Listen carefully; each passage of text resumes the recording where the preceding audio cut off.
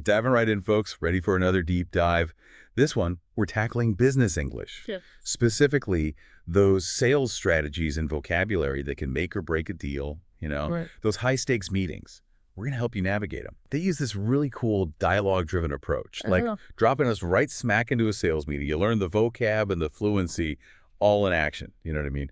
So whether you're prepping for a big presentation or just want to sound like more confident in your next business interaction, this deep dive's for you. What's cool is even if you're not in sales directly, this episode, it's still super valuable. I mean, think about it.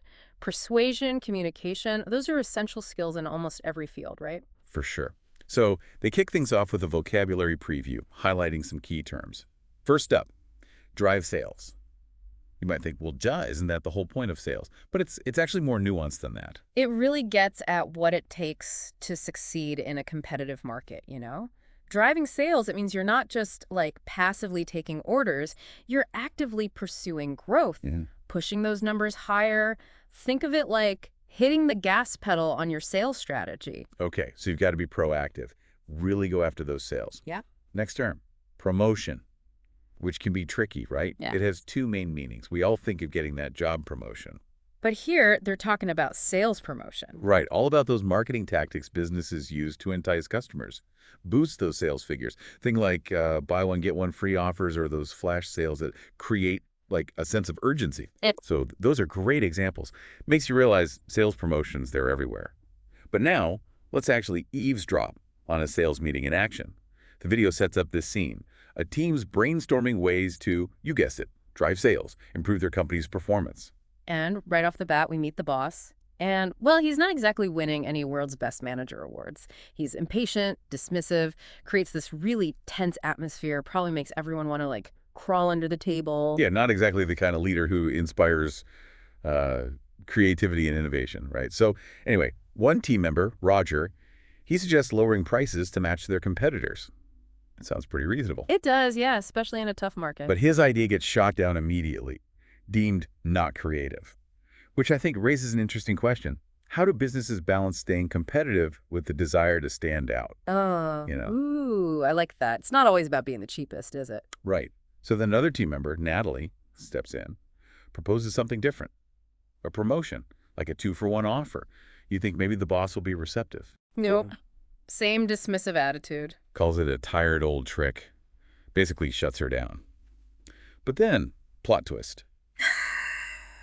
The CEO, Mr. Swan, walks in. Oh, boy. And suddenly, it's like someone flipped a switch. The boss completely changes his tune, starts praising Natalie's idea as if it was his own brilliant stroke of genius. You can practically hear the record scratch. Talk about cringeworthy. It's like, did he even listen to her in the first place? It really shows how some managers, they're more concerned with appearances, pleasing their superiors, Yeah. than actually listening to, supporting their team. And it makes you realize office politics can be just as important as having good ideas. Absolutely. Okay, so we've got this tense sales meeting playing out, a boss who's clearly not winning any popularity contests, and some interesting ideas about promotions, staying competitive. Where do we go from here? Well, this dialogue is packed with language takeaways. For instance, that phrase, match the competitors, comes up a lot. Yeah, what did you make of that? It doesn't necessarily mean becoming a carbon copy of your competitor, right?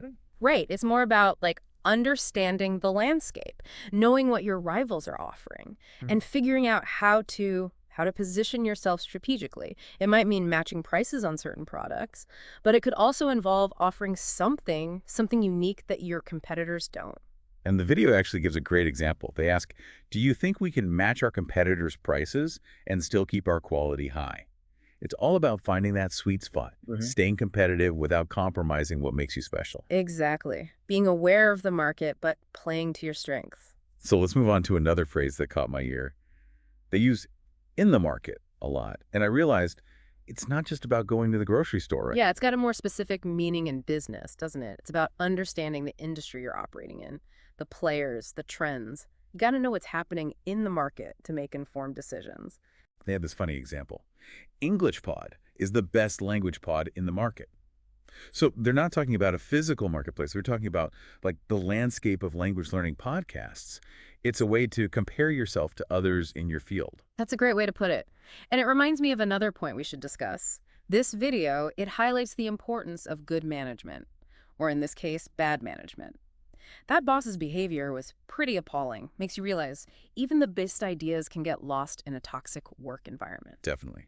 So let's unpack that a bit more in the next part. We'll delve deeper into this bad boss example, explore how it contrasts with the host's experiences with good managers, and even consider what it all means for you as a listener. Because let's be honest, we've all had to deal with difficult bosses at some point.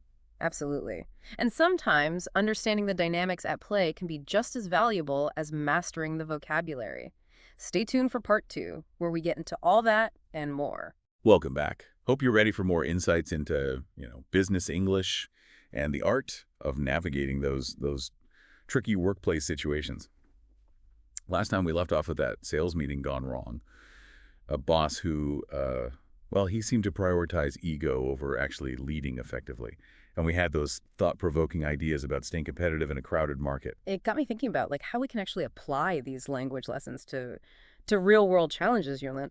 So often it's not just knowing the right words, it's about using them strategically to make your point, get buy-in from others, and maybe even navigate those office politics we were talking about. Yes, language can be such a powerful tool, right? Especially in a professional setting. So before we get too deep into analyzing the bad boss, let's rewind a bit. Pick up a few more of those gems of vocabulary and fluency that the video highlights. Sounds good. One phrase that really stuck with me was be here any minute. It's such a simple swap for will arrive soon, Yeah, but it just sounds so much more natural, conversational. it does. It's like you're letting people in on a little secret. Yeah. Giving them a heads up that something's about to happen. Creates a sense of anticipation. Makes you sound more in the know. Exactly. It's like subtle changes in how you say something can have a big impact on how you come across. Another one of those small but mighty tweaks is using consider instead of think about. Oh, I use that one all the time. It just sounds more polished, more professional. It does. Imagine you're in a meeting. Instead of saying, we're thinking about a new marketing campaign, you say, we're considering a new marketing campaign. It immediately elevates your language. You sound more confident, decisive. It's like you've already put more thought into it. Even if it's, just a spontaneous idea. You're not just casually musing. You're actively considering the possibilities. Exactly. And then there's my personal favorite from this episode, the brilliantly British way of expressing approval. Brilliant. It's great on steroids. I love that. Have you noticed how some of your British colleagues, they use brilliant in a way that just sounds so much more brilliant. It's like a secret weapon for injecting some enthusiasm, some personality into your language. It's a subtle way of signaling that you're really impressed, that something has truly, sparked your interest. It's not just good, it's brilliant. Okay, I'm definitely adding that to my vocabulary arsenal. But now let's circle back to that cringeworthy boss, Mr. Swan. His behavior in that sales meeting, it really highlighted the damage a negative, dismissive leader can have on a team. It did. And while we can all agree his actions were out of line, I think it's worth considering, the pressures he might have been facing from his own superiors. Maybe he was feeling insecure about his position or worried about making a mistake in front of the CEO. That's a good point. Yeah. Easy to judge someone based on their outward behavior, but we don't always know what's going on behind the scenes, right?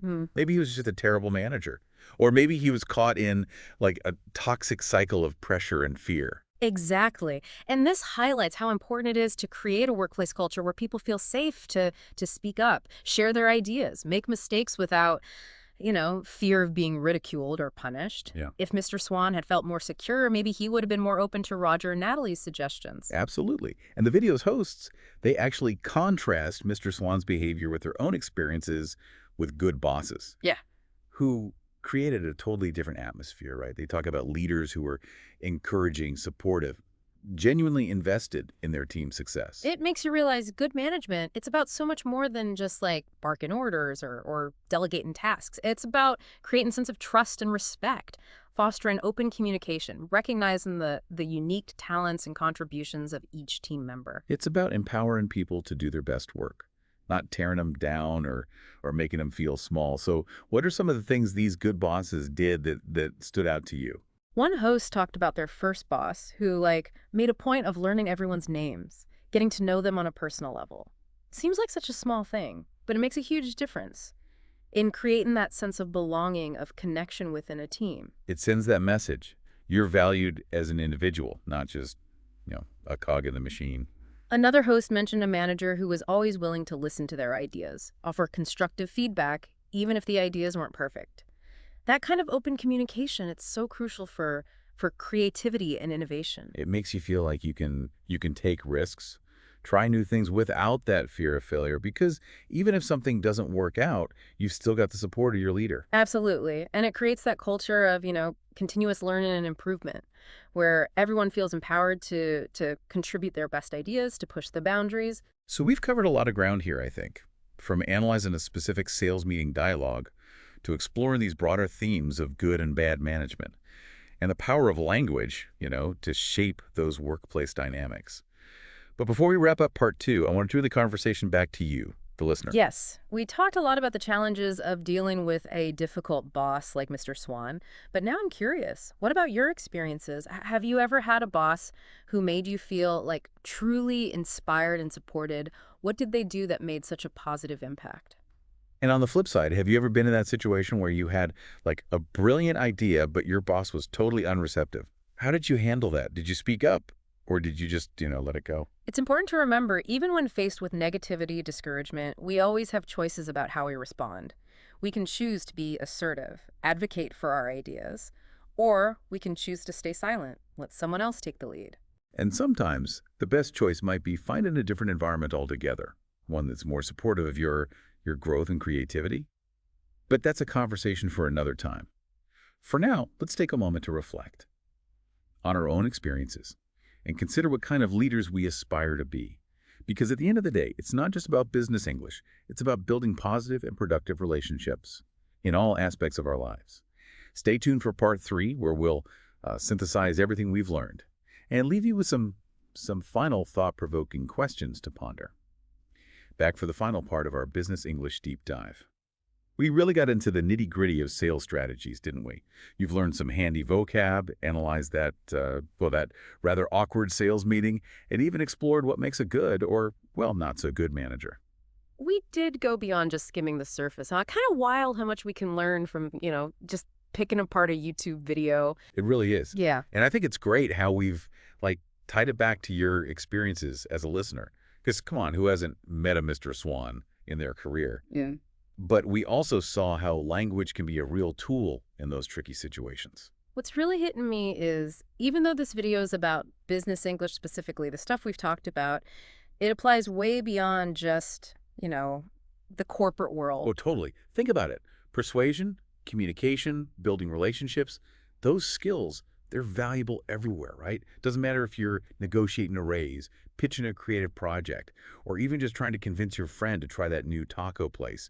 These principles, they help you get what you want. It's about, knowing your audience, crafting your message, using language strategically. Sometimes it's also knowing when to walk away from a situation that's just not working for you. Right. We talked about how sometimes the best move with a negative boss, it's to find a better environment. Yeah. That takes guts, takes self-awareness, but it can lead to way more fulfillment in the long run. So as we wrap this up, just a couple final thoughts. One, remember that learning, it's an ongoing thing. This episode, it's a taste of business English, of how workplaces work, but it's just the beginning. There's a whole world out there, podcasts, books, online courses, all that, to help you really get this stuff. Keep improving your communication game. And remember, don't just take in the info, use it, apply it. What you learn today, try it out in your own life. Experiment with new words. Notice how people talk in different settings. Think about your own style. Imagine you're in that sales meeting from the video. What would you do? Would you speak up like Natalie, even with all that negativity? If you were the boss, how would you create a more positive, supportive vibe? And lastly,